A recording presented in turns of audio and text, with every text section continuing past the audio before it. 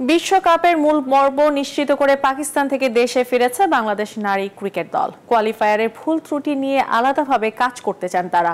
চলতি বছরে ভারত বিশ্বকাপে অর্জন করতে চান সেরা সাফল্য। মুখে স্মিত হাসি আর হাতে ফুল নিয়ে বিমানবন্দরের ভিআইপি লাউঞ্জ দিয়ে বের হলেন টাইগ্রেস অধিনায়ক নিগার সুলতানা জ্যোতি।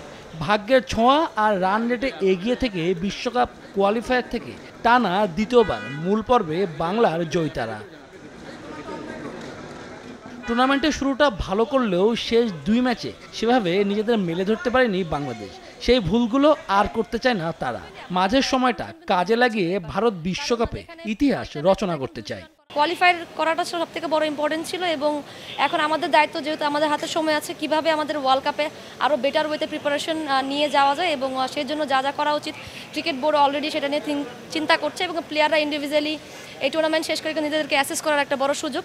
ওপেনাররা রানে নেই, কিন্তু টপ অর্ডার আর মিডল অর্ডাররা আসরে ভালো পারফর্ম করেছেন। বিশ্বকাপ কোয়ালিফায়ার টুর্নামেন্ট থেকে সেরা একাদশ বেছে নিয়েছে আইসিসি। সেখানে রয়েছেন বাংলা জ্যোতি ও শারমিন সুক্তা। সে বিষয়েও কথা বলেন বাংলাদেশ অধিনায়ক।